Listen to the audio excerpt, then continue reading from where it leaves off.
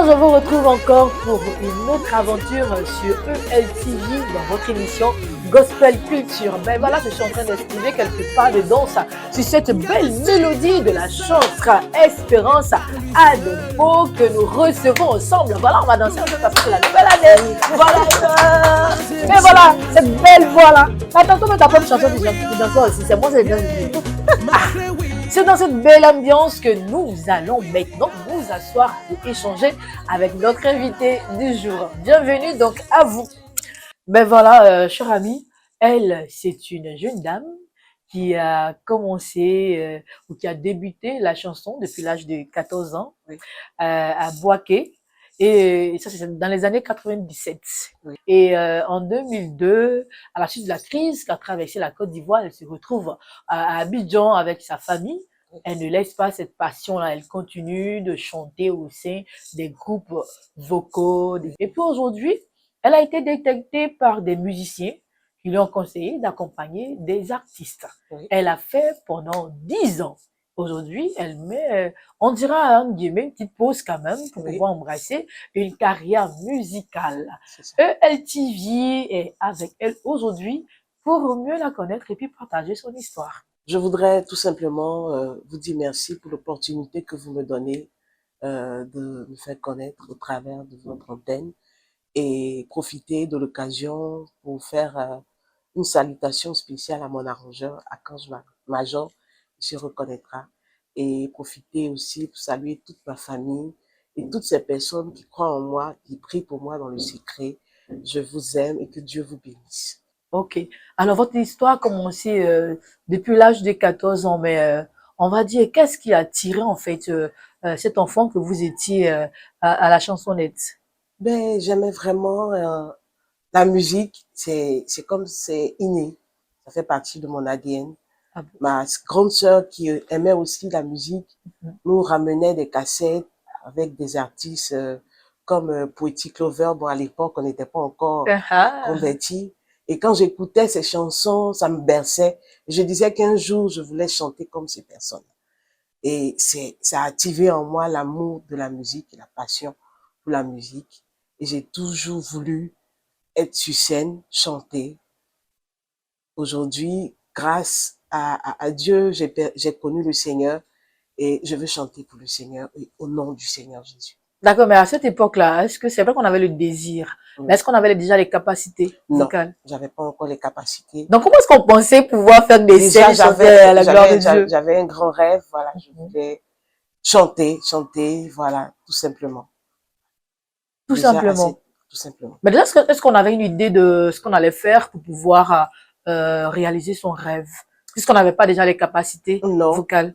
Déjà, je participais à des groupes. J'étais déjà dans des groupes vocaux où je chantais et mon talent était reconnu parce que on me donnait l'opportunité de m'exprimer, de conduire la louange, de chanter en lead, et on appréciait en tout cas ce que je faisais et on m'encourageait à vraiment m'attacher à cela parce que j'avais du talent, on reconnaissait en moi ce talent. D'accord. Déjà, à 14 ans, quand on a commencé à côtoyer la chanson, on avait déjà connu le Seigneur, on connaissait déjà le Seigneur? Ben, on était à l'école du dimanche, comme tout le monde. Voilà.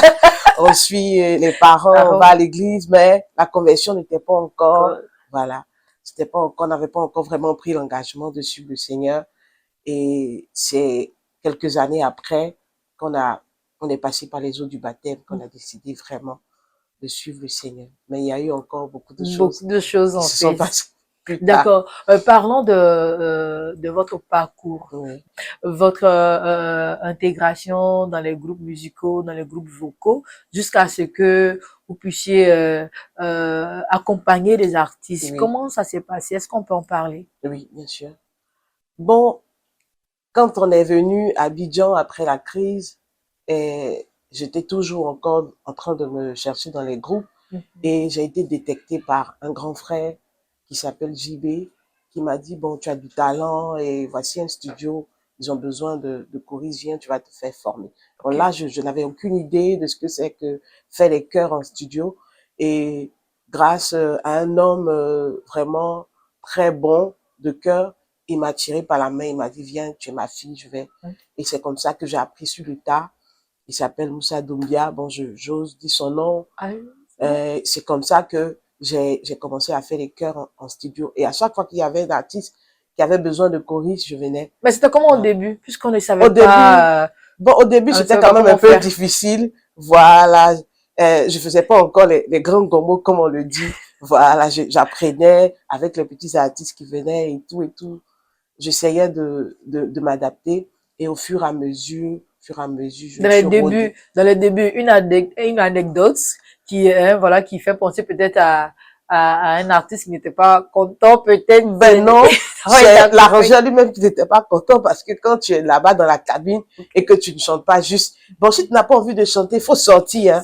Faut sortir, prendre tes affaires et puis va à la maison. Vraiment, il était dur. Là, on voulait pas abandonner. Non. Quand on avait non, ce genre non, parce que d'attitude.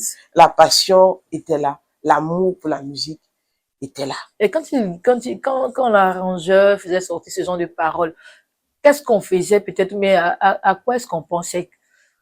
Comment est-ce qu'on a, je sais pas, après avoir entendu ce genre de paroles? Non, non, je n'étais pas découragée. On prenait la décision de travailler mieux. Plus encore, davantage, de faire encore mieux pour que lui, il soit content, pour qu'il soit fier. Je voulais le rendre fier et moi-même aussi dire que je suis capable de faire ça. Voilà. Et je peux dire que c'est l'amour pour la musique qui m'a donné cette force de travailler et d'atteindre un certain niveau. Je ne dis pas que je suis encore arrivée, mais on est encore toujours, on apprend toujours. Mais en 10 ans, qu'est-ce que cela vous a apporté, le fait d'accompagner les artistes, les chanteurs? Beaucoup de choses, beaucoup de choses. La scène, voilà, ça m'a permis de connaître la scène, les grandes scènes. J'ai fait quand même quelques scènes. On peut en parler? On peut citer quelques scènes? Bon, des scènes, des festivals comme le Massa, par exemple. Voilà, j'ai accompagné certains artistes. Voilà, que je préfère pas dire. Bon, d'accord. Voilà. Et c'est comme ça que je me suis habituée à la scène, comment se tenir sur scène, comment faire les chœurs pour un artiste, derrière un artiste, comment se comporter, l'attitude de scène en tout cas. J'ai appris beaucoup. Avec vous, là, on s'introduit dans l'univers des choristes professionnels. Comment ça se passe, en fait? Dans votre milieu, ce milieu-là, comment ça se passe? On arrive à vous joindre, par exemple, un exemple, Espérance, on a besoin de toi pour les chœurs d'un tel artiste qu'on n'a jamais côtoyé, qu'on ne connaît pas, et puis on vient, et puis comment ça se passe?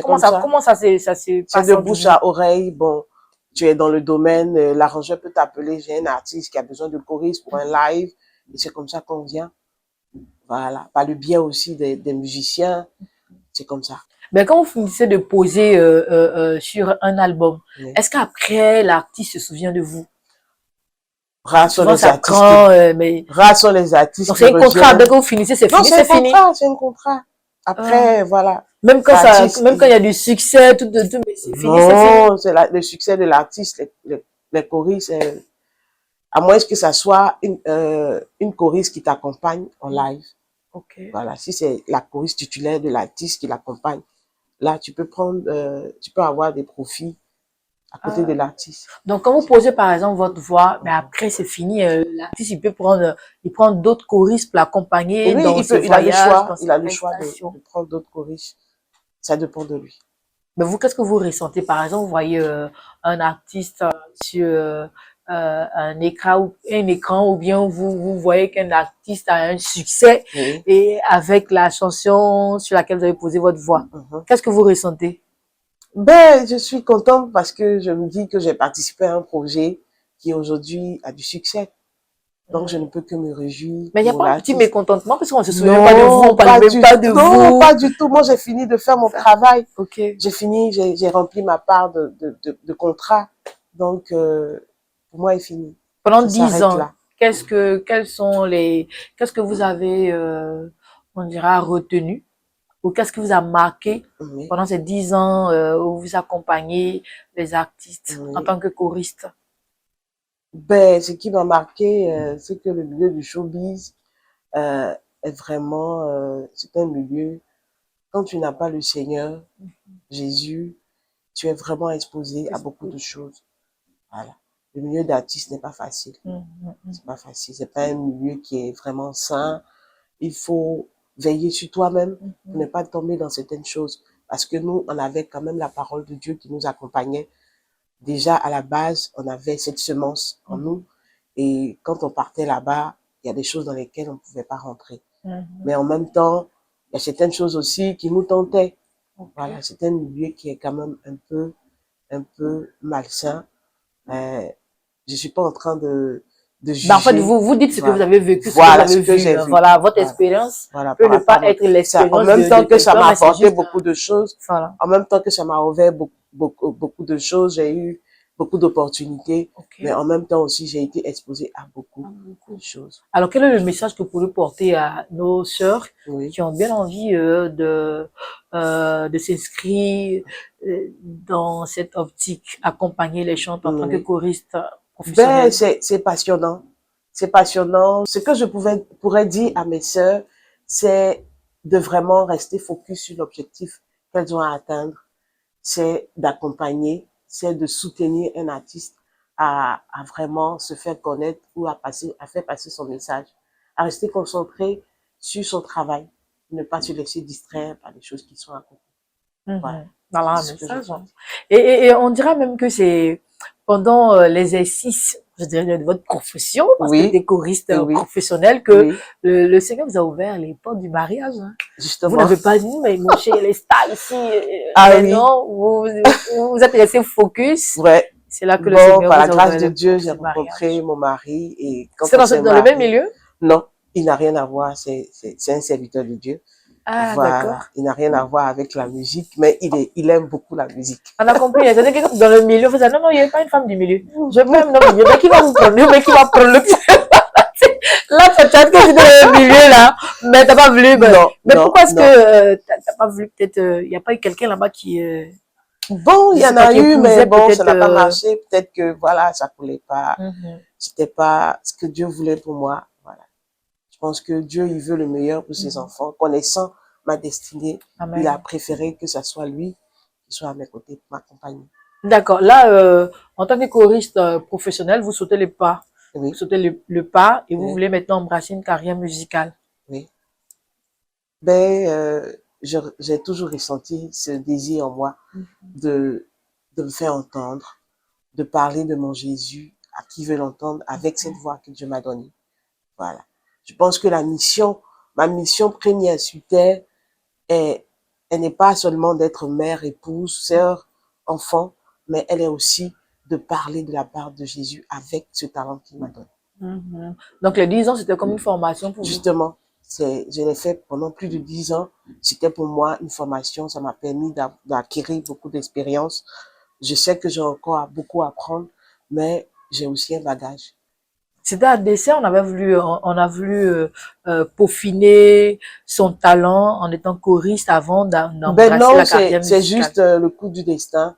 C'est juste les rencontres. C'est juste un passage. Voilà, Dieu a bien voulu que je passe par là. Dieu a bien voulu qu'on passe par là. Oui. Et actuellement, vous êtes en studio? Oui, je suis en studio. Je suis en studio pour faire sortir des bombes qui vont certainement toucher, voilà, la vie de quelqu'un. Parce que l'objectif, c'est ça. Que la vie de quelqu'un change. Que quelqu'un comprenne qu'il n'y a que Jésus qui peut sauver. Vous pensez que juste après être passé par le fait d'accompagner des artistes, vous donne le droit d'embrasser une carrière musicale? Non, pas du tout, ça n'a rien à voir. Je pense que, comme je dis, j'ai ma part de responsabilité, j'ai ma part de gâteau. Voilà, j'ai quelque chose, moi aussi, à apporter dans la musique et surtout dans la musique, dans le milieu chrétien. En tant que chanteur, avec cette carrière que vous voulez embrasser, quel est le message que vous voulez concrètement porter? Le principal message, c'est se dit dans la chanson que j'ai faite, c'est qu'il n'y a pas de Dieu comme lui. Nul n'est comme lui. Il est unique en son genre. Quand j'ai rencontré véritablement le Seigneur, je crois que ma vie a basculé. Ma vie n'a plus jamais été la même. C'est vrai qu'avant, on partait à l'église, mais on ne comprenait pas ce que c'est que le Seigneur. Mais quand tu fais la rencontre personnelle avec Dieu, je pense que tu as beaucoup à dire. Amen. Je pense que j'ai aussi quelque chose à dire. D'accord, c'est sûr, on va faire connaître un peu la chanson à nos amis, un bout.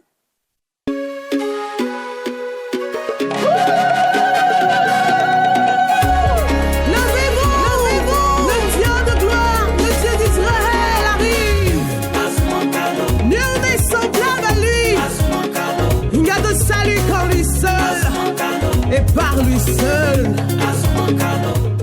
Koule balio, anze balibe, makre wio, makre wi, yeah we sing grande, yeah we break grande, we break grande, we sing grande. Azamale, male azuma caloro, azamale, male azuma caloro,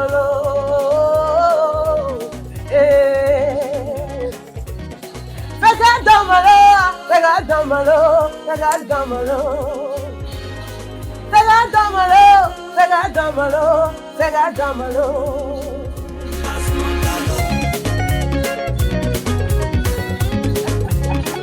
Blue Valesa, oh.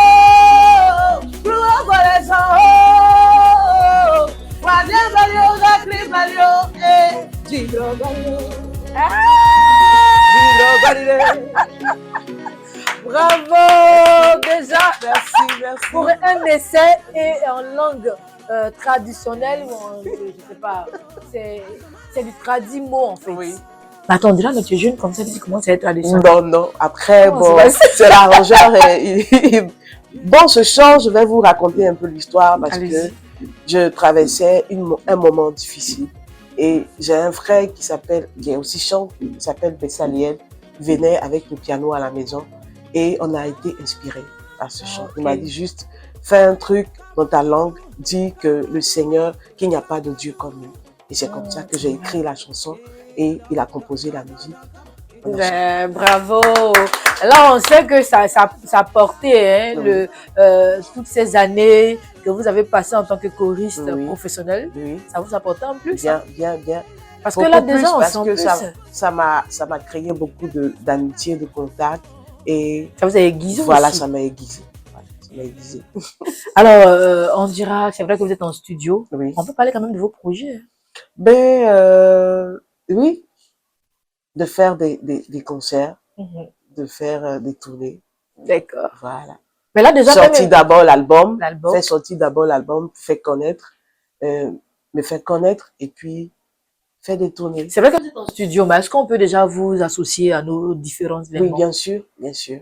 C'est bon? Oui. Bon, de toute façon, vous êtes déjà une habituée de la scène. Pas de souci. D'accord. On va vous laisser passer un message à ceux qui nous suivent. Peut-être vous avez besoin aussi... Parlez-nous de vos besoins. Peut-être qu'on a besoin d'un producteur. On a besoin qu'on nous invite parce qu'on s'y connaît déjà. En fait, bon, voilà. On vous laisse toute la latitude de passer votre message. Je bénis le nom du Seigneur pour cette opportunité que LTV me donne. Je voudrais dire simplement que j'ai pas de producteur. Je suis à mon propre compte pour le moment. Je suis ouvert à tous, à toutes vos invitations. Quiconque veut bien m'inviter dans son église, dans son enseigne, voilà, dans son mariage, je suis ouvert à tout le monde. Voilà, que Dieu vous bénisse. Merci à la chantre Espérance Adompo, voilà, qui fait son entrée dans l'univers musical chrétien après avoir passé 10 ans comme choriste professionnel. Nous avons été très heureux de la recevoir et on espère la retrouver dans nos programmes, comme elle a dit. Vous pourrez l'inviter en appelant aux différents contacts qui défilent au bas de l'écran. Vous pourrez aussi la suivre sur sa page Facebook. C'était Gospel Culture, un autre numéro. J'espère que vous avez apprécié. On va se donner rendez-vous pour une prochaine fois. D'ici là, portez-vous bien.